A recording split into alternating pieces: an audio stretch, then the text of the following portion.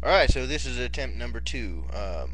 Finally, I've actually got the microphone working. Obviously, I had to use this little wee doohickey here. It's actually a headset, but whatever works, anyway. This is the first time me ever making a YouTube video, so I just kind of wanted to say, hey, everybody, I watch a lot of stuff. Ray William Johnson, a couple of his buddies. Of course, I don't know them by name because they're not that important. I'm just kidding, you guys. I'm just kidding. No, he's got a really, really good group of friends. They were all really funny, it seems like. One of these days, who knows, maybe I'll be able to get in on some of that action. I don't know. I just kind of prefer to work with Ray J because then I might feel tall. Because usually I'm kind of the short guy. Anyway, I'm making the video because I just wanted to get on here and make sure that I get my book plugged. Sorry, I was dozing off there watching my thing. It said that I only had like a couple of minutes left on the timer. I was like, I haven't been on no damn 15 minutes yet. What? You guys are crazy. What? Anyway, so my book is called ZRoC, Zodakia, Realms of Chaos. It's an acronym, obviously. No kidding, Jay. No kidding. Yeah, no. Thanks, trolling. Fucking gay. Anyway, and it's about these 6 superhumans that are on Earth. Now, they didn't get born as superhumans, obviously. They were made that way by the creator of this existence, and this existence kind of made them this way to fight off this thing called the Xanthian. The Xanthian is bad news bears all around. I mean, it's excuse me. I mean, it's horrible. This thing is comprised of all of the negativity in existence, and it's just its whole purpose and plan is to destroy everything that makes any kind of negativity. So, in other words, destroy all life, destroy everything, so it can successfully destroy itself. Because existing for it is just absolutely painful. I mean, it's a miserable thing, and I kind of feel bad for creating this thing, especially if that theory out there that anything that the human brain thinks of becomes a reality somewhere. Blah blah blah. That's getting into quantum theorem. If you guys aren't into that, it's part of my nerdy whole outlook. Obviously, I'm not right in the head because I'm wearing a dragon shirt, using this, and I'm writing a book about superheroes, and I'm 30 years old. So, actually, I started this whole idea when I was about 14. My first character was Turbulence, which is the guy who creates Oblivion, and Oblivion is the robot, the machine, the program that created all of this existence and saved us all from the Xanthian, pretty much. Now, the Xanthian has already destroyed everything else, including Turbulence, and that was a huge, huge, really, really advanced society. It was actually the most technologically and evolutionarily advanced society ever known to existence. And Turbulence and Malevolence, the parents of this family, 17 generations in, they just disperse pretty much throughout all of the natural, the actual existence and what it used to be. And they were doing a really good job at cleaning everything up, and I mean having it so pretty much all of existence was a really prolific lifestyle. I mean, you didn't have to have money and all that other crap, and things just happened. If you needed to make something, you were taught how. My phone is ringing right now, and they can screw off maybe. Oh, good grief. Let me see what this is here. Hey, Bill, can I call you back? I'm kind of like making my debut thing of YouTube right now, and you're kind of gonna be in it. Here, let me go ahead and hit you on mute. I mean, not mute, speaker, so you can say hi to people.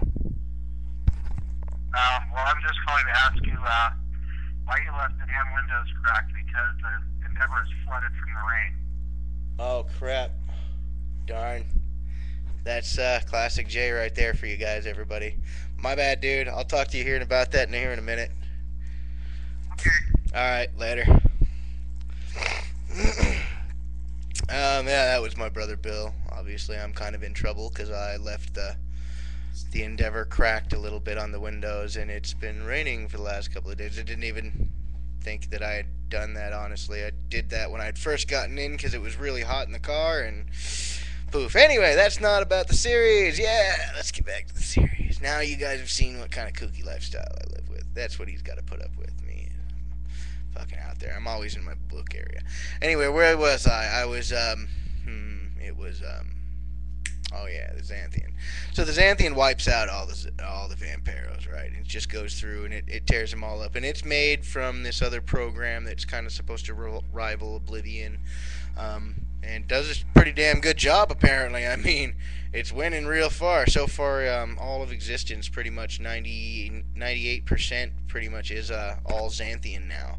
So they're really close to achieving their goal, and it's just kind of run amok. But now what's going on is Oblivion has created this place, and she's got these three things called Onis, and they're kind of her response to the Xanthian. They're kind of a remake of her family. I mean, because the Vampiros, that was what all she knew for a good 40,000 years or so. I mean, that's how long it was since Turbulence had invented her, and now she's become this entity that's like almost human. It's well, not almost human, but almost living. Just, and she kind of really is now.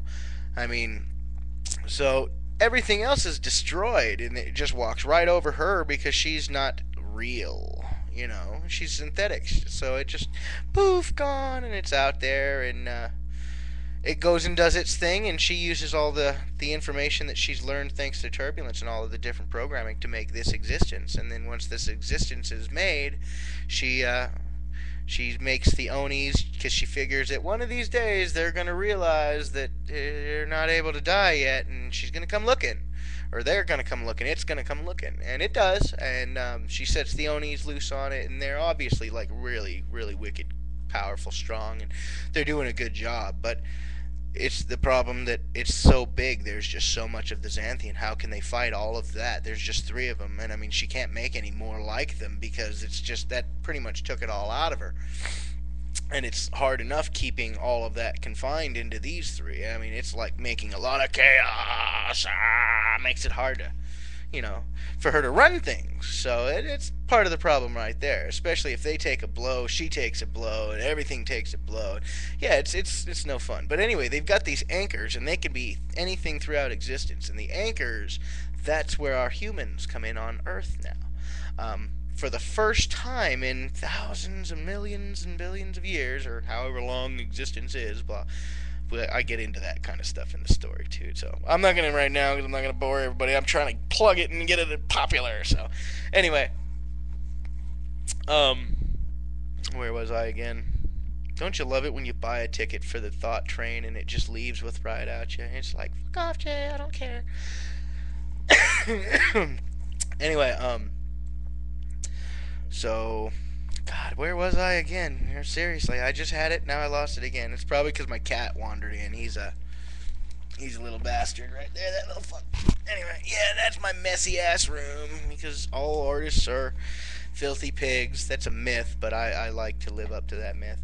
Anyway, so the Oni, they've got the anchors, and they're able to be pretty much immortal thanks to these anchors. What the anchors do is it anchors one of the Oni to this dimension. So when they leave this existence to go out there and fight the Xanthian, if the Xanthian does get the better of them, they are pulled back, kind of like a ripcord or a tether of some kind, and just yanks them back, their core energies, before any damage can be done to the core elements, the pure programming. And then the binary is put back into Oblivion systems, and in the center of existence they are recreated. They can step right back out moments later and go straight back out to the fight and start whooping some ass again. And I mean, that's the big important thing, because without the anchors it would take Oblivion a long time, obviously, to create these things. It took her almost 1,000,000 years in the first place. So and obviously years will be different kind of in that, but I won't get into that kind of stuff until like way later in the series when we're talking about Zodakia stuff instead of Earth stuff. But the Earthlings are able to jump through and like take on the abilities, because Oblivion's had this great idea.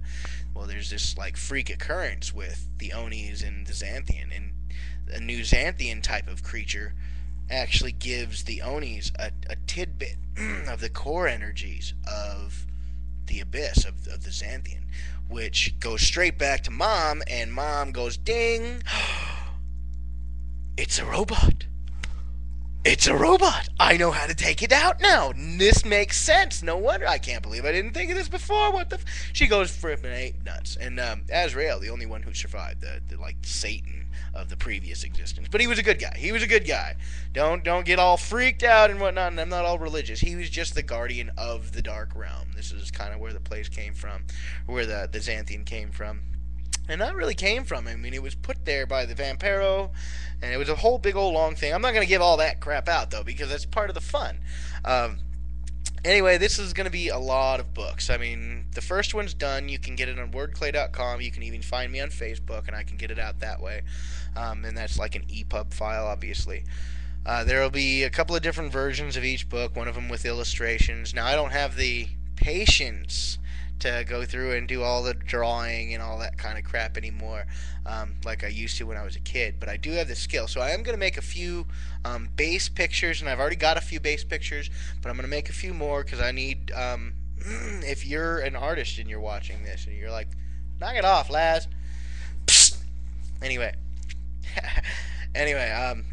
So yeah, if you're an artist and you do that kind of stuff professionally or just even as a hobby, but you're really good, let me know, dude, because I'll obviously pay you per picture with the proceeds and whatnot that comes from these books. Because I'm going to need to make graphic novels. Hopefully this will turn into a big old series. I've been working on this, like I said, since I was 14. This is pretty important to me. And it's really cool that it's finally actually on the market now. And it's like, it's real. I mean, it's out there. It's really, really out there. So that's really kind of cool. And I've got kind of a nice looking fan base already. Well, I wouldn't really call you guys fan base. I mean, some of you, yeah, but just a lot of really good backup. A lot of people who are right behind me, and they're really rooting for me, and I appreciate all of the help and just the confirmation, the rooting. It's keeping me on it, and I definitely appreciate that, you guys. If you're watching, I hope you're watching. Everybody, feel free to make comments and such on here. What you get into here in book 1 of ZRoC is the human beings. The first 3, I mean, it cuts in, the whole first book is 81 8x5 by 11 pages, or 8.5 by 11 pages. 81 pages of those, so about 47,000 words, no chapters, because it's kind of like that movie Blow or Go or whatever it was, where it jumps from one person to the next, to the next, to the next, to the next, and it goes through everybody, and it introduces you to pretty much the whole group. I mean, all the people who are still alive, anyway.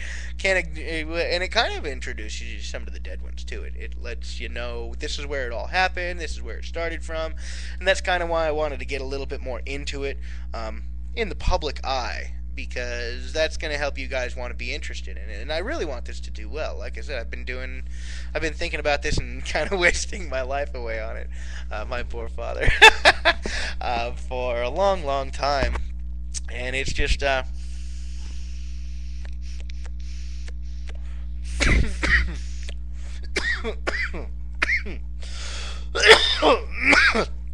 good hit on that one. It's starting to go kind of low. I really should refill it and change the cartomizer.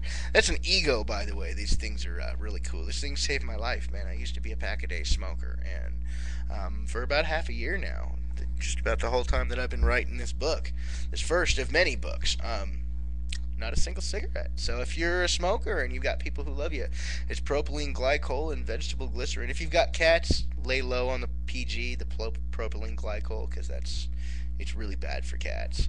Mine only got like 20% in here. That way my little buddy, who's a pain in my ass wherever he went, is able to be okay while he's around me and snuggling on me and snuggle. Anyway, also a Ray William Johnson reference. That's he's a really funny guy. Equals 3. If you haven't watched that, you should watch that. Type it out. Equals 3. Don't just put the equals and the 3, the little face, because it doesn't seem to work all that great.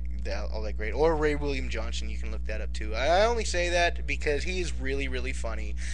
He kind of gave me the idea to get on here and make a YouTube thing, kind of like Dean Koontz made me want to get in there and write a book, and that was not too long ago. I mean, obviously, I read a few of his books and they were really cool. Anyway, we're running down to the last 25 seconds here on my debut. Like I said, you can get a hold of me, iJo'Ciou at yahoo.com. I'm going to put this somewhere right here, probably right here, so it makes the video better finally, now that we're in like the last 10 seconds. But thank you guys, enjoy. I really hope you like it, and yeah, I'll keep posting for you.